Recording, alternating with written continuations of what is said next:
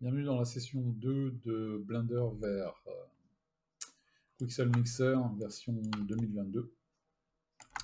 Donc on a vu dans la première session comment appliquer une couleur à chacun des matériaux qui ont été créés au départ dans le modèle qui a été importé. Donc on a le rouge pour la partie court, on a le bleu pour la partie long, et on a le vert pour la partie cube. Donc ce qu'on va voir maintenant, c'est on va faire un petit tour de l'interface. Donc vous avez ici la possibilité de Preview Displacement, c'est pour voir, bien voir le relief des matériaux ayant un displacement, voir vos normales, etc. Donc on peut l'activer et le désactiver. Preview Tiling, c'est pour voir la répartition de vos matériaux qui sont répétés, c'est-à-dire vous allez créer des matériaux qui peuvent être répétés sur une surface importante, vous allez pouvoir le prévisualiser ici. Par défaut, je le désactive. Vous avez donc la grille, qui est en fait votre grille de surface qui vous sert de repère dans l'espace. Vous avez ici le focus sur une zone active, c'est-à-dire que si je suis en train de travailler sur le cube, eh bien, il va focuser là-dessus. Si je travaille sur la partie bleue, ça va être ça. Si c'est la partie rouge, ça va être ça. Donc, ça peut être intéressant aussi. Vous économisez un peu les ressources et ça vous permet de vous focaliser sur ce dont vous vous occupez. Voilà, ça c'est une chose. Ici, vous avez, c'est nouveau dans la version 2022 qui gère les transparences, donc la possibilité de faire voir les transparences. Et ici, de faire voir les émissions, puisque maintenant on peut créer des matériaux émissifs, chose qui n'était pas possible avant. Donc matériaux transparents et émissifs, ça se gère ici. Je vais essayer de vous faire voir vite fait, donc je vais enlever Active Area Focus. Ici au niveau du bleu mat, j'ai la possibilité ici de créer en direct, sans charger de map, une émission. Je peux en changer la couleur. Voilà. Je peux la rendre plus ou moins opaque, cette émission, pour avoir un matériau translucide. Je peux baisser, augmenter son intensité, un peu comme sous Blender. Voilà, je peux le rendre très opaque. Et donc après, on a le type d'application de ce matériau émissif. Donc Add, après c'est classique, hein, Subtract, on a Multiply, on a enfin tout ce que vous avez en type de mélange disponible pour un masque, on a ici en émission en fait. Donc par défaut, on va le remettre en normal. Voilà, c'était pour vous faire voir vite fait ce qu'il est possible de faire maintenant qu'on ne pouvait pas gérer avant. Voilà, si jamais vous importez des matériaux qui sont transparents, ils vont être gérés ici. On va pouvoir aussi les charger directement si vous avez des matériaux transparents qui ont été créés sous Blender ou sous autre, vous allez pouvoir les charger ici directement. Donc ça, je vous ferai voir dans la 4e ou 5e session. On verra en détail ce genre d'options. Ce sont de nouvelles options qui n'étaient pas présentes dans les versions précédentes. Donc ça, c'est fait. C'était vous faire voir donc l'interface à ce niveau-là. Donc on peut voir ici transparence émission. On ne va pas s'en occuper là tout de suite. Par contre, on a besoin de laisser ici displacement, puisque donc on va travailler sur des matériaux avec du relief. Ici, Visible Parts, je vous l'ai déjà présenté, mais je peux vous le représenter. Si par exemple je ne veux voir que le cube, eh bien j'appuie sur la touche Alt de mon clavier, j'appuie sur Cube, ici, donc je ne vois que Cube. Si je veux voir que long, ben, j'appuie sur Alt, pareil, je clique sur long. Je veux voir que court, pareil. Ok, sinon je réactive tout. Donc là, on va se concentrer sur Cube. Voilà, je viens ici sur Cube. Donc, vous avez chez Quixel Mixer donc la possibilité d'avoir en ligne une tonne de matériaux qui vous sont offerts, que vous pouvez utiliser dans vos créations. Donc, on va ici venir dans le Concrete. On va prendre du Damage Concrete.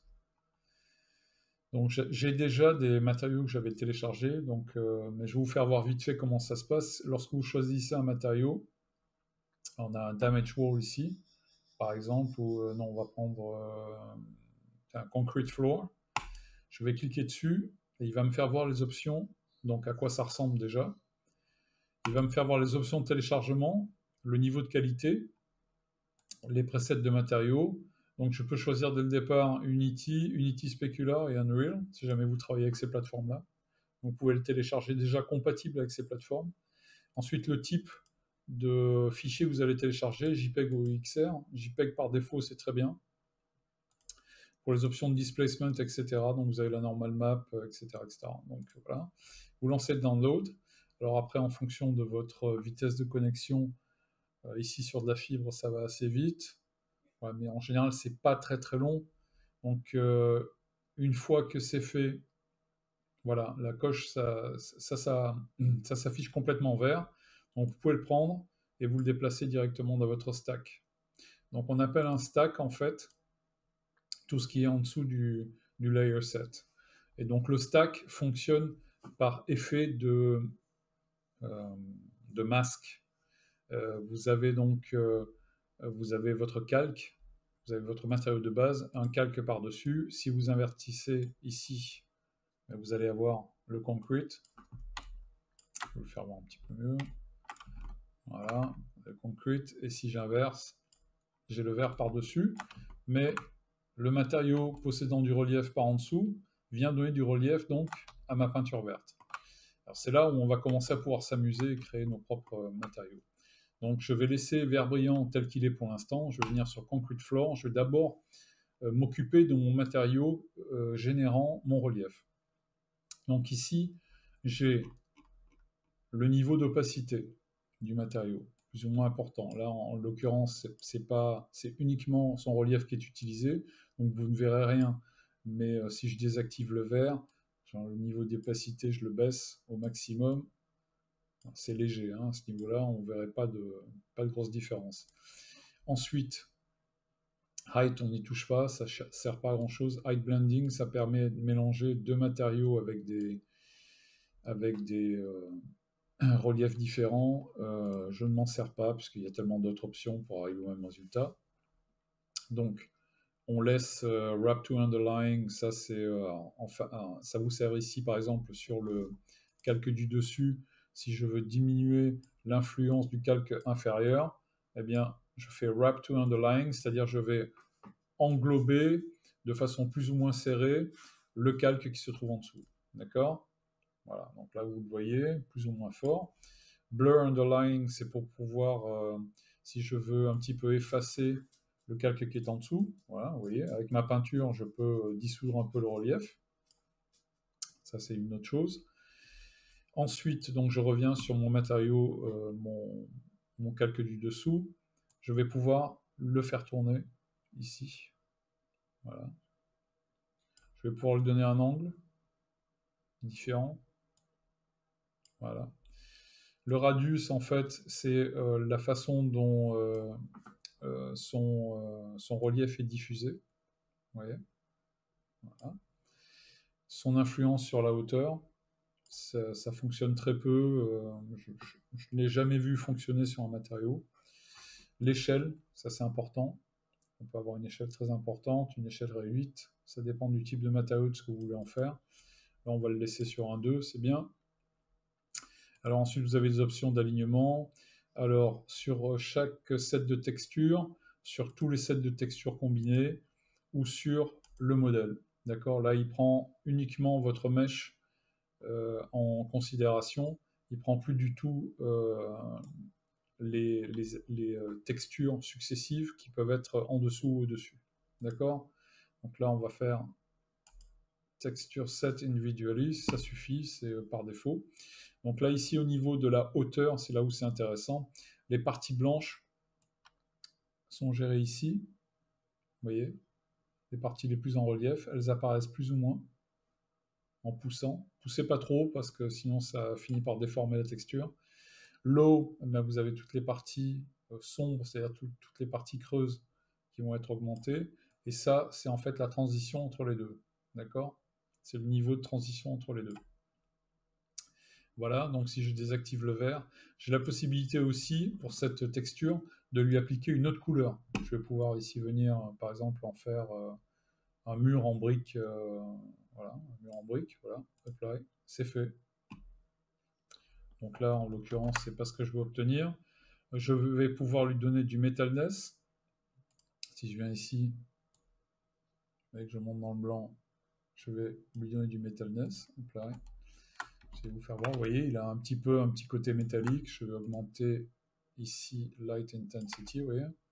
Je vais donner un petit peu de brillance. Bon, c'est parce qu'on cherche là aussi non plus. Donc on va le remettre à 0 en math, apply. Le roughness, donc on peut le laisser comme ça, mais on peut jouer aussi avec, tel que je vous l'ai déjà montré. Donc valeur sombre, je supprime le roughness. Valeur claire, je reprends le roughness. D'accord? Cancel. Displacement, vous allez pouvoir jouer sur la force du displacement, mais si vous jouez avec ça, vous allez déformer votre mèche. Ça, c'est l'opacité du displacement, si vous voulez que ça influe plus ou moins, mais c'est vraiment très léger, vous le voyez ici, vous allez le voir ici, l'opacité de la map de displacement. Voilà. En général, on le laisse à 1. Voilà. Les normales, l'opacité, la force des normales. Voilà, on peut jouer là-dessus aussi. L'opacité, ça ne changera rien. Je peux inverser X et Y. Et je peux tout simplement, cette map, la générer depuis le displacement. Donc là, on va le laisser comme c'était au départ. Voilà, donc à ce niveau-là, voilà tout ce qu'on peut modifier là-dessus. On a une dernière option qui est l'occlusion. La force de l'occlusion, voilà. Et dans les tons sombres et clairs. Et l'opacité de l'occlusion.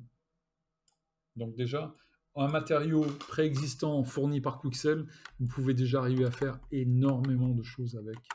D'accord? Donc là, j'ai décidé de m'en servir comme underlying, comme underlying layer, c'est-à-dire de m'en servir comme un matériau de displacement. Mais je vais également le combiner avec le matériau de dessus. Et c'est ce qu'on va voir dans la prochaine partie. Je vais vous montrer comment combiner ces deux matériaux des différentes façons, et on va commencer à aborder les masques. Et les masques, c'est vraiment la partie qui va vraiment vous aider à créer votre matériau de façon artistique, de façon personnelle. Je vous montrerai aussi comment le sauvegarder en tant que Smart Material pour pouvoir l'utiliser après sur d'autres créations. Donc je vous retrouve dans la prochaine partie. À tout de suite.